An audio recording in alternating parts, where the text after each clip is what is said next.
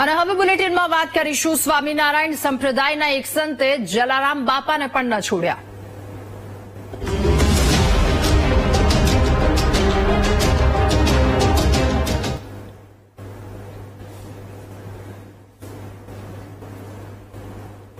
તો સ્વામિનારાયણ સંપ્રદાયના અમુક સ્વામીઓ પોતાના વિવાદિત નિવેદનથી અવારનવાર ચર્ચાનું કેન્દ્ર બનતા હોય છે.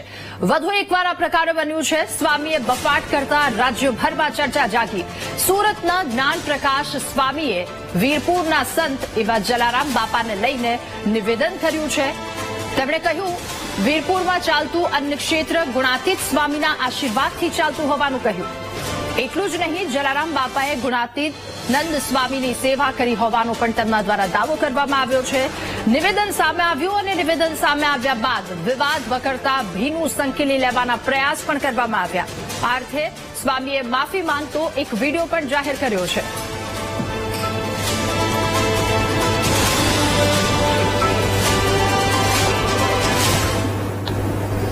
સ્વામી વીરપુર પધારેલા. વીરપુર કોનું? જલારામનું વીરપુર. જલારામ બાપાનો ઇતિહાસ સ્વામિનારાયણ ભગવાનના સંત ગુણાતીતાનંદ સ્વામીને જોડાયેલો છે. જલારામ બાપા જુનાગઢમાં સ્વામિનારાયણ મંદિરમાં ઘણું રહ્યા અને ઘણી સેવા કરી. સ્વામીને બહુ હેત. સ્વામી ગુણાતીતાનંદજી વીરપુર પધાર્યા.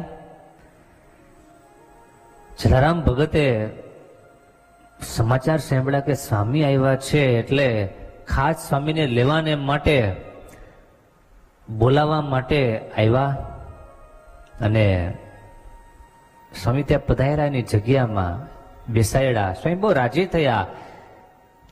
જલા ભગતે સ્વામીની પાસે આશીર્વાદ માંગ્યા કે સ્વામી, મારો એકમાત્ર લક્ષ્ય કે ઈચ્છા છે કે અહીંયા કાયમને માટે સદાવ્રત ચાલે અને જે કોઈ આવે એ બધાને અહીંયા પ્રસાદ મળે, ભોજન મળે, એવી મારી ઈચ્છા અને એવો મારો સંકલ્પ છે. ગુણાતીતાનંદ સ્વામી કે બહુ સારું, તો પેલા અમને તો જમાડો. સંત શિરોમણી જલારામ બાપાના ચરણોમાં સત્સંગ વંદન સાથે મારી વાત રજૂ કરું છું. થોડા સમય પહેલા એક બુકમાં આ પ્રસંગ મેં વાંચેલો અને એ જ પ્રસંગ લોકસત્તા જનસત્તા નામના એક મેગેઝિનમાં, પત્રમાં આ પ્રસંગ મેં વાંચેલો અને મને એવું લાગ્યું કે આમાં જલારામ બાપાની ખૂબ સારી વાત કરવામાં આવી છે. તો બાપાના મહિમા વિષયક આ વાત કરેલી, જલારામ બાપાના કાર્ય તેમજ અયોધ્યામાં જે બાપાનું સદાવ્રત ચાલે છે અને ભગવાનનો થાળ થાય છે એ અંતર્ગત વાત કરેલી. એમ છતાં કોઈ પણ સમાજને કે કોઈ પણ વ્યક્તિને મારી વાતે કરીને દિલ દુભાણું હોય તો સાચા દિલથી માફી માંગુ છું અને એ વિડીયો અમે તરત જ હટાવી લીધો છે. ધન્યવાદ. અને આજ મુદ્દે ચર્ચા કરીશું. બલરામભાઈ કારિયા, અગ્રણી રઘુવંશી સમાજના, રાજકોટથી આપણી સાથે જોડાયા છે. બલરામભાઈ, આપનું ખૂબ ખૂબ સ્વાગત છે વીટીવી ન્યૂઝમાં. બલરામભાઈ, આ જે વિડીયો પહેલાનું નિવેદન આપે સાંભળ્યું, ત્યારબાદ માફી માંગી લઈ છે. વધુ એક સ્વામિનારાયણ સંપ્રદાયના સંત કે જેમના દ્વારા આવો બફાટ કરી દેવામાં આવ્યો, પછી તેઓ માફી માંગી લે છે. એટલે પેલા બફાટ કરતા પહેલા આવું વિચારતા નથી. આપનું શું કહેવું?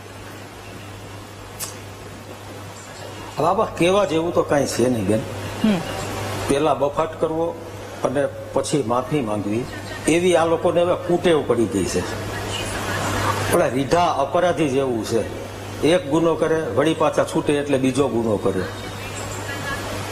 પણ હવે છે ને, કદાચ આ એનું છેલ્લું નિવેદન આવું હશે, ભૂલ ભરેલું, પછી એને માફી માંગવાની જરૂર નહીં પડે. કારણ કે આ માત્ર રઘુવંશીના આઘાત લાગે એવો નથી, પરંતુ સમસ્ત સનાતનીઓ માટે આંખ ઉઘાડનારો કિસ્સો છે.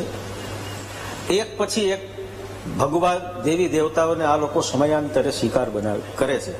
માફી માંગી, એમાં પણ એણે એવું કીધું કે મેં આમાં વાંચ્યું હતું, તેમાં વાંચ્યું હતું. એને બોયલા જ્યારે એના નિવેદનમાં, એમાં ક્યાંય એને એવો ઉલ્લેખ નથી કર્યો કે મેં આવું વાંચ્યું હતું. એને તો પોતે સાક્ષાત ત્યાં સહજાનંદ સ્વામી પાસે બેઠા હોય, જ્યારે જલારામ બાપા આવ્યા હોય, એવી રીતના એને પોતાનો આંખે દેખ્યો અહેવાલ જણાવતા હોય ને, એવું નિવેદન હતું. આ સંપ્રદાયની વાત નથી. કોઈ ધર્મ છે ને એવું નથી શીખવતું કે તમે બીજાના ધર્મને નીચો દેખાડીને તમારા ધર્મને મહાન દેખાડો. આ ખરેખર ખૂબ ખરાબ બાબત કહેવાય. અત્યાર સુધી દરેક લોકોએ આને જતું કર્યું છે. આના માટે આપણા સાધુ સંતો કે જેની જવાબદારી છે ધર્મની રક્ષા કરવાની, ધર્મનો પ્રચાર કરવાની, એ લોકોએ સરકાર સાથે બેસી અને આનો કંઈક નિવેડો લાવવાની વાત કરી હતી. પણ આ લોકો છે ને સુધરવા માંગતા નથી. એને હજી જો આજે માફી માંગી 2-4 મહિના થાય ત્યાં વળી પાછો. તમે એક કામ કરો, તમારા સહજાનંદ સ્વામી સામે પાસે કેટલા દેવી દેવતાઓ સેવક હતા એનું એક લિસ્ટ બનાવીને જાહેર કરી દો ને, એકારે માફી માંગી લ્યો, એટલે આ કામ પૂરો થઈ જાય ને, વિવાદ પૂરો થઈ જાય. પણ ના, એ નહીં કરે એવું. કારણ કે આ લોકો છે ને હવે ઓલા યુટ્યુબરિયા જેવા થઈ ગયા છે. એમને લાઈક જોઈશી, પ્રસિદ્ધિ જોઈશી. ખરેખર તમે તમારું કર્મ એવું કરો, તમારો ધર્મ છે કે સંપ્રદાય છે એના કાર્યો એવા કરો કે લોકો સામે ચાલીને તમારી સાથેથી જોડાય, નહીં કે તમને ધિક્કારે, તમારી ધૃણા કરે, તમારો તિરસ્કાર કરે. બિલકુલ. એટલે બલરામભાઈ આવા આમાં શું કામ વાત એ છે, નિવેદન કરો છો? અને ખરેખર તો હા, આમાં વાત એ છે કે હાજી, બોલો. જોડાવા માટે, લોકોને જોડવા માટે તમે કોઈ પણ નિવેદન આપી દો, તમે ક્યારેય હનુમાનજીને નતમસ્તક કરીને ઉભા રાખી દો છો કોઈની સામે, કયો છો હનુમાનજી સેવા કરતા હતા. ક્યારેક માતાજીની જે આરાધનાના 9 દિવસ હોય એ નવરાત્રીને નવરાત્રી તરીકે ગણાવી દો છો, પછી તમે માફી માંગી લ્યો છો. અને બીજી વાત અહીંયા વિચારવા જેવી એ પણ છે કે એ કહે છે, આજે જ્ઞાન પ્રકાશ સ્વામી છે એને એવું કીધું છે કે મેં આ આર્ટિકલ વાંચ્યો હતો, લેખ વાંચ્યો હતો, તો એ ક્યાંક લખાયું પણ છે. આ લખાયું છે એના પર પણ કંઈક વિચારવા જેવું છે.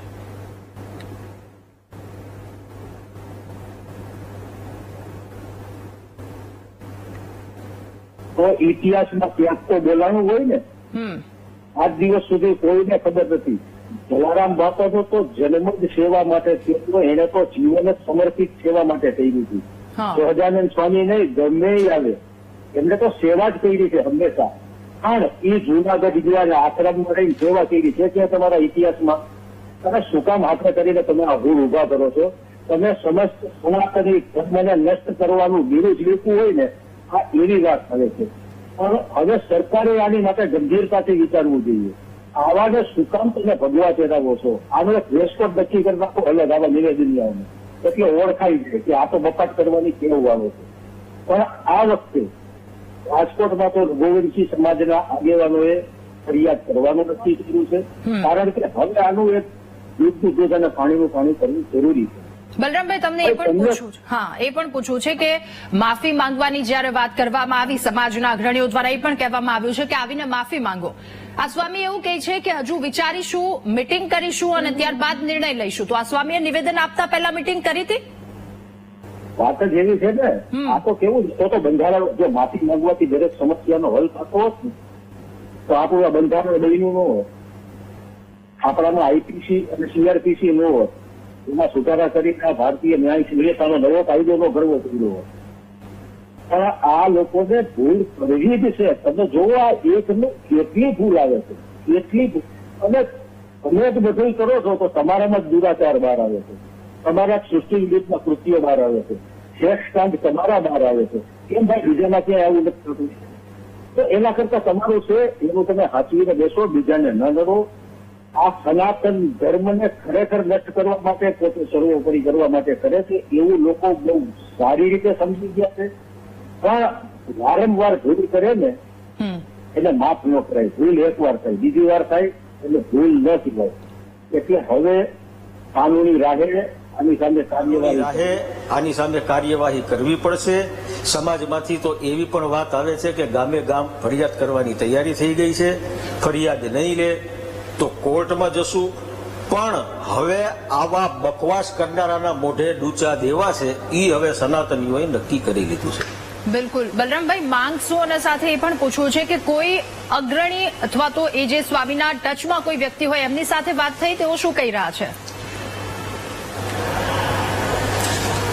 ના, અમારે તો કોઈ સાથે વાત નથી થઈ અને અમારે કરવી પણ નથી. એટલા માટે કે આમાં છે ને, તમે કાદવમાં ગમે ત્યાં હાથ નાખો, ગારાવાળા જ થાય હાથ.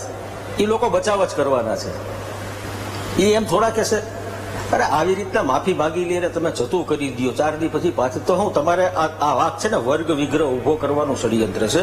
પછી અંદરો અંદર હવે માની લ્યો કે તમે કોઈ એપાર્ટમેન્ટમાં કે કોઈ સોસાયટીમાં રહેતા હશે, હવે એમાં કોઈક આ ધર્મના કે આ સંપ્રદાયના હશે તો ઈ બે અંદરો અંદર વાત છે કે તું મારા વિશે આમ બોલ્યો, તું મારા ધર્મ વિશે આમ બોલ્યો. તો શું કામ તમે લોકોને એકતામાં ભંગાણ કરો છો. ધર્મનું કામ છે ધર્મનો પ્રચાર કરવો, લોકોમાં સંસ્કારનું સિંચન કરવું. એની બદલે તમે તો આ એકબીજાના ગળા કાપવા ઉભા થઈ જાય એવી પ્રવૃત્તિઓ કરો છો. એટલે મહેરબાની કરીને સરકારે પણ હવે આમાં કંઈક મધ્યસ્થી કરવી જોઈએ. આપણા જગતગુરુઓ છે એમણે પણ હવે આગળ આવવું જોઈએ. બાકી હવે સંવાદ અને વાદ કરવાની વાત જ ન હોય. આનો કાયમ માટે નિવેડો આવે એવો કોઈ રસ્તો કાઢવો પડે. બલરામભાઈ, છેલ્લી પ્રતિક્રિયા, આપની માંગ શું? હાજી, સોરી, આપની માંગ શું? હવે શું આગળ?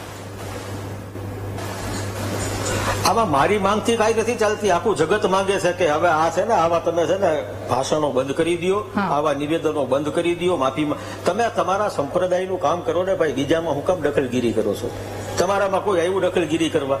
તમારી પાસે કોઈએ પુષ્ટિ માંગી? સહજાનંદ સ્વામી કોને કોને પગે લાગવા ગયા હતા કે કોના આશીર્વાદથી તમે આ મંદિરો બનાવ્યા?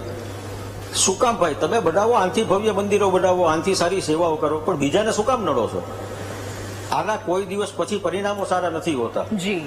અને આ તો લોકશાહી છે, વાણી સ્વતંત્રતા થશે, અભિવ્યક્તિની છૂટ છે, પણ આવી નહીં.